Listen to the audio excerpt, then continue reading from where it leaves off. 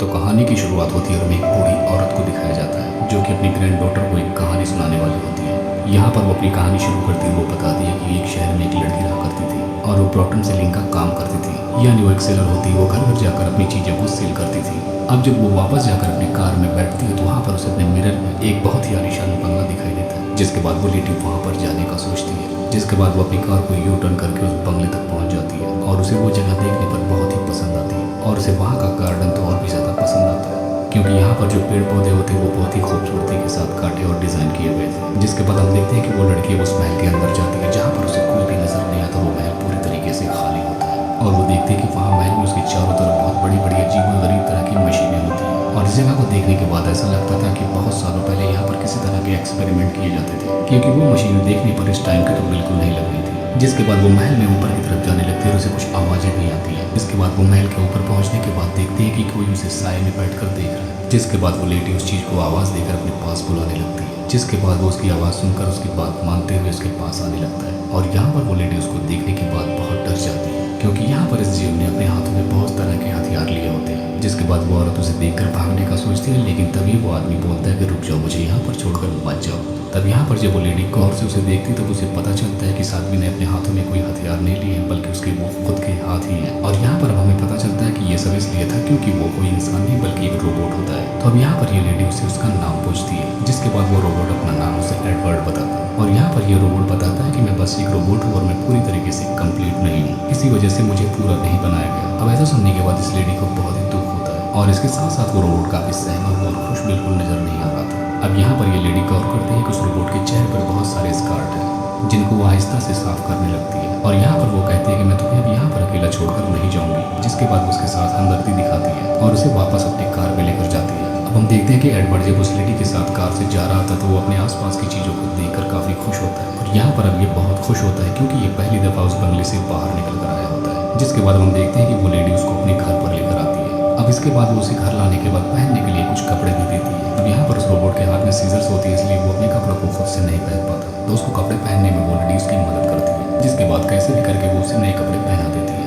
अब यहाँ पर वो लेडी उस रोबोट को डिनर के टाइम अपने पेरेंट्स से मिलवाती है। अब यहाँ पर वो एक रोबोट होता है, फिर भी वो लेडी उसे इंसानों की तरह ही बिल्कुल ट्रीट कर रही थी। अब यहाँ पर वो एक रोबोट होता है तो उसे खाना खाने में बहुत मुश्किल हो रही थी, क्योंकि वो इंसानों की तरह बिल्कुल नहीं खा सकता था। फिर भी यहाँ पर वो एडवर्ड को इंसानों वाला खाना ही देती है। अब हम देखते हैं कि अगले दिन उसके हस्बैंड वहाँ पर कटिंग कर रहे होते हैं, तभी यहाँ पर एडवर्ड भी आ जाता है और यहाँ पर वो अपने खुद के हाथों की मदद से उस पौधों को काट कर बहुत ही प्यारी डिजाइन दे देता है, जो कि बिल्कुल डायनासोर की तरह दिख रहा होता है। और ऐसा देखकर उस लेडी के हस्बैंड को बहुत ही ज्यादा हैरानी होती है। और यहाँ पर अब एडवर्ड पूरी फैमिली का स्ट्रक्चर भी उसी पेड़ पौधों में बना देता है और ऐसा देखने के बाद वो पूरी फैमिली बहुत ही ज्यादा खुश होती है। अब यहाँ पर ये लोग जहाँ पर रहते थे, यहाँ के आसपास के लोगों को जब पता चलता है उनके घर पर कोई मेहमान आया है तो सारे लोग उससे मिलने के लिए आ जाते हैं। और यहाँ पर वो उस लेडी से अगर बोलते हैं कि हमने सुना है कि कोई तुम्हारे घर पर नया मेहमान आया और हमें उससे मिलना है, और सुना है कि वो बहुत ही ज़्यादा टैलेंटेड भी है, इसलिए हम उसको डिनर के टाइम पर मिलना चाहते हैं। जिस पर वो लेडी उन्हें मिलवाने के लिए ओके बोल देती है। अब हम देखते हैं कि वो लेडी जब रात के टाइम खाना बना रही होती है तो सब्जियों को काटने में एडवर्ड भी उसकी बहुत तेज़ी से मदद करता है। तभी हम देखते हैं कि वो लेडी एक टीन के डिब्बे को बहुत ही खोलने की कोशिश कर रही होती है और उसको देखने के बाद एडवर्ड को एक फ्लैशबैक याद आता है जहाँ पर वो रहता था और उसी बंगले की याद आती है। यहाँ पर हमें एक साइंटिस्ट को दिखाया जाता है जो कि अपनी मशीनों पर कुछ एक्सपेरिमेंट कर रहा होता है और यहाँ पर ये उसकी मशीनें अपने आप ही खाना बना रही होती है। जिसके बाद हम देखते हैं कि ये साइंटिस्ट एक रोबोट के पास जाता है और उसके हार्ट पर एक हार्ट शेप रख देता है और इसी से हमें यहाँ पर पता चलता है कि अनकम्प्लीटेड रोबोट कोई और नहीं बल्कि यही एडवर्ड ही है। और यहाँ पर हमें पता चलता है कि साइंटिस्ट ने एक किताब की मदद से उसे बिल्कुल इंसानों जैसा रोबोट बनाया। यहाँ पर हमें पता चलता है कि एडवर्ड बस एक रोबोट नहीं बल्कि उसके अंदर इंसानों जैसी हर फीलिंग्स है, क्योंकि वो साइंटिस्ट चाहता था कि बिल्कुल मैं एक रोबोट नहीं बल्कि एक इंसान बनूँ। इसीलिए उस साइंटिस्ट ने एडवर्ड को बिल्कुल इंसानों जैसी फीलिंग्स दी थी और उसको बनाते हुए वो उसी गलती से इंसान ही बना देता है। यहाँ पर बस उसके एक्सपेरिमेंट में एक ही कमी थी कि एडवर्ड अपने हाथों का इस्तेमाल नहीं कर सकता था, बस वो हर चीज़ों को काटने में बहुत ही माहिर होता है। अब हम देखते हैं कि वो साइंटिस्ट बहुत ही जल्द एडवर्ड को इंसानों जैसे हाथ देने वाला होता है। तभी यहाँ पर एक पार्टी रखी जाती है और यहीं पर हम देखते हैं कि एडवर्ड भी होता है और यहाँ पर बहुत सारे लोग एडवर्ड्स के हैंड को देखकर बहुत ही परेशान हो जाते थे, लेकिन इन लोगों को एडवर्ड में बहुत ही दिलचस्पी होती है। इसी वजह से ये लोग एडवर्ड के साथ बहुत ही इंजॉय करते हैं। अब ये कहानी प्रेजेंट में आती है जहाँ पर हम देखते हैं कि एडवर्ड रात में सो रहा होता है, तभी उस लेडी की बेटी वहाँ पर आती है जो कि काफ़ी दिनों बाद अपने घर पे वापस आई होती है। यहाँ पर वो इतनी दिनों से घर पे इसलिए नहीं आई थी क्योंकि वो कुछ दिनों से अपने दोस्तों के साथ पार्टी पर निकले थे। यहाँ पर ना ही वो एडवर्ड को जानती थी ना ही एडवर्ड को उसका कोई पता होता है। और यहाँ पर इसे देखने के बाद एडवर्ड बहुत ही डरा और सहमा हो जाता है। अब यहाँ पर जब वो अपना मेकअप हटा रही होती तभी उसे वहाँ पर एडवर्ड दिखाई देता है और यहाँ पर वो एडवर्ड को देखने के बाद बहुत डर जाती है। जिसके बाद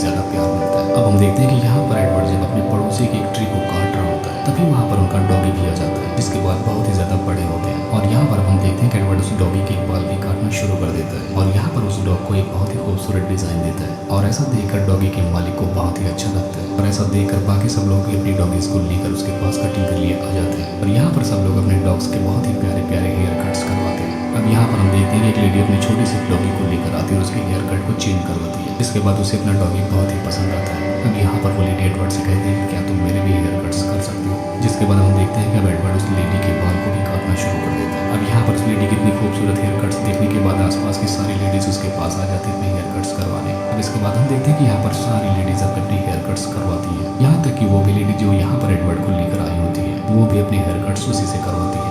यहाँ पर हम देखते हैं कि एडवर्ड इस चीज में काफी फेमस हो जाता है, जिसकी वजह से उसे टीवी शो पर भी बुलाया जाता है। यहाँ पर उसे बोला जाता है कि आप क्यों ना अपना सैलून खोल लो, क्योंकि आप तो बहुत फेमस हो चुके हैं। यहाँ पर जाहिर सी बात थी कि एडवर्ड को सैलून बनाने के लिए पैसों की जरूरत पड़ती है। इसके बाद वो सेलर उसे एडवर्ड को बैंक में लेकर जाती है ताकि वो वहाँ से लोन ले सके। जाहिर सी बात है यहाँ पर एडवर्ड एक रोबोट है तो उसकी नज़र में पैसों की अहमियत बिल्कुल नहीं होती, इसी वजह से भी यहाँ पर बैंक से लोन नहीं मिलता, जिसके बाद ये लोग वापस आ जाते हैं। अब यहाँ पर हम देखते हैं कि एडवर्ड के दिमाग में बस एक ही चीज चल रही होती है, वही कि उस लेडी की बेटी किम, जिसे वो बहुत ही लाइक करने लगा था और यहाँ पर वो उसे बहुत ही चाहने लगता है, जिसकी वजह से उसे मोहब्बत हो जाती है उससे। लेकिन इस बात से जो कि किम का एक दोस्त होता है उसे बहुत जलन होती है। गहरी दोस्ती देखकर किम के बॉयफ्रेंड जेन को काफी जलन होने लगती है और यहाँ पर वो किम को एडवर्ड से बहुत ही दूर रहने के लिए एडवाइस करने लगता है। अब हम देखते हैं इसके बाद जेन एक प्लान बनाता है, जिसके बाद वो किम को रात के टाइम अपने घर पर लेकर जाता है और वो कहता है कि यहाँ पर खड़ी गैराज में से हम एक कार निकाल कर उससे रात भर एंजॉय करेंगे। लेकिन यहाँ पर इस गैराज का लॉक खोलने के लिए एडवर्ड की ही जरूरत पड़ने वाली है, जिसके बाद हम देखते हैं कि अब ये रात के टाइम एडवर्ड को भी अपने प्लान के मुताबिक लेकर आता है और वहाँ पहुँचते ही एडवर्ड से वो लोग लॉक खुलवा लेते हैं। लेकिन तभी वहाँ पर अलार्म्स और सायरन्स बजने लगते हैं और वहाँ के सारे विंडोज और डोर्स ऑटोमेटिकली बंद होने लगते हैं, जिसके बाद जिम वहाँ से किम के साथ भाग निकलता है। यहाँ पर किम एडवर्ड की हेल्प करना चाहती है लेकिन फिर भी वो नहीं कर पाती, क्योंकि जिम उसे वहाँ से वापस नहीं जाने दे रहा था। वो उसको अपने साथ लेकर घर की तरफ भागने लगता है, जिसके बाद अब वहाँ पर पुलिस आ जाती है और वहाँ पर वो देखती है कि सिर्फ एडवर्ड ही है और यहाँ पर हमें पता चलता है कि ये सब जिम ने एडवर्ड से अपनी जलन की वजह से करवाया। जिसके बाद हम देखते हैं कि पुलिस एडवर्ड को अरेस्ट कर लेती है, जिसके बाद कोर्ट एडवर्ड को इस बात पर बेल दे देती है कि वो आज तक एक बंद कमरे में ही रहा है और उसे सही गलत का कोई भी फर्क नहीं पता। और यहाँ पर एडवर्ड अब इन सारी सिचुएशन में किम और जिम का नाम नहीं लेता। इसके बाद वो लेडी बैग उसे घर पर लेकर आती है, जहाँ पर किम उससे माफी मांगती है और यहाँ पर वो एडवर्ड से पूछती है कि उसने उनका नाम क्यों नहीं लिया, जिस पर वो जवाब देता है कि वो वहाँ पर सिर्फ तुम्हारे कहने पर गया था। जिसके बाद हम देखते हैं कि अब किम भी एडवर्ड को काफी पसंद करने लगती है।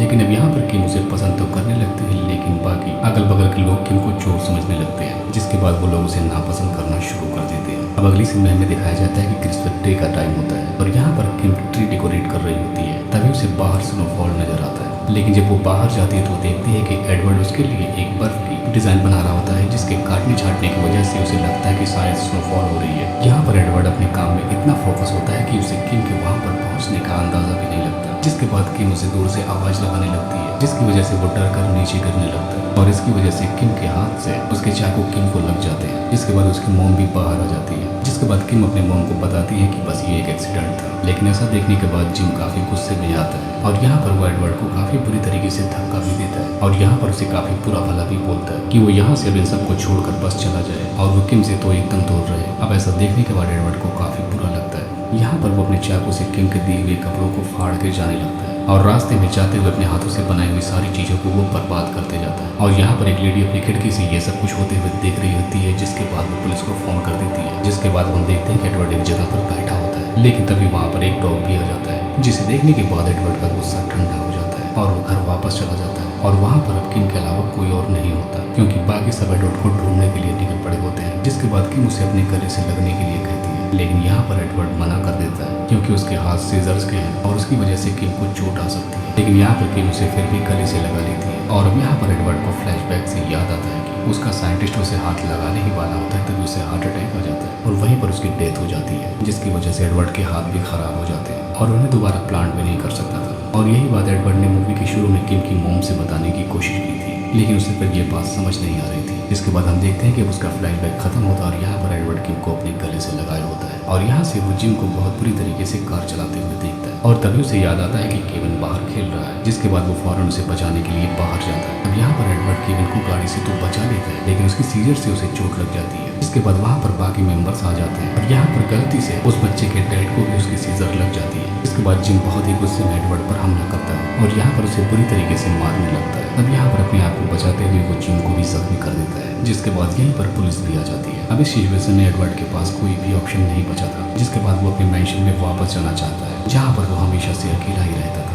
और यहाँ पर किम को पता था कि एडवर्ड अपने मेंशन में ही गया होगा, तो वो भी उसके पीछे जाने लगती है और यहाँ पर वो एडवर्ड को बहुत उदास में बैठा हुआ देखती है। इसके बाद जिम भी किम का पीछा करते हुए वहाँ तक पहुँच जाता है और उसके हाथ में गन भी होती है, जिससे वो एडवर्ड पर फायर कर देता है। लेकिन यहाँ पर एडवर्ड उससे लड़ना नहीं चाहता था, इसलिए वो उसे मना कर देता है। तब यहाँ पर जिम इस बात का फायदा उठाकर एडवर्ड को मारने लगता है, जिसके बाद किम भी एडवर्ड को बचाने के लिए आगे बढ़ती है, लेकिन जिम उसे जोरदार धक्का देता है और ऐसा देखने के बाद एडवर्ड को बहुत गुस्सा आता है। इसीलिए वो अपने सीजर को किम के पेट में घुसा देता है और उसे विंडो से नीचे फेंक देता है, जिसकी वजह से जिम की वहीं पर डेथ हो जाती है। अब यहाँ पर किम एडवर्ड से अपने मोहब्बत का इजहार करती है और यहाँ पर उसे जोरदार किस करके अलविदा करती है और यहाँ पर वो एडवर्ड का एक सीजर हैंड लेकर जाती है, जहाँ पर सारे लोग ऑलरेडी जमा होते हैं। तब यहाँ पर वो एडवर्ड को बचाने के लिए सबको यकीन दिलाती है कि जिम और एडवर्ड ने एक दूसरे से मिलकर एक दूसरे की जान ले ली। और ऐसा जानने के बाद सारे लोग वापस अपने घरों में जाने लगते हैं, जिसके बाद हम देखते हैं कि यह मूवी प्रेजेंट में आती है, जहाँ पर वो बूढ़ी औरत अपनी पोती को कहानी सुना रही होती है और यहाँ पर वो अपनी पोती को बताती है कि वो ही किम है और वो ये भी जानती है कि एडवर्ड एक रोबोट है और वो आज भी जिंदा है और ये स्नोफॉल उसी मेंशन से आ रहा है। तब यहाँ पर वो छोटी बच्ची अपनी दादी से पूछती है कि वो एडवर्ड से मिलने के लिए क्यों नहीं जाती। तब यहाँ पर वो उसे जवाब देती है कि मैं बूढ़ी हो चुकी हूँ और मैं चाहती हूँ कि एडवर्ड मुझे हमेशा उसी तरह से याद रखे, जैसा मैं उस महल में उससे लास्ट बार मिली थी। और इसी का दिखाते हुए इस मूवी का यहीं पर एंड हो जाता है।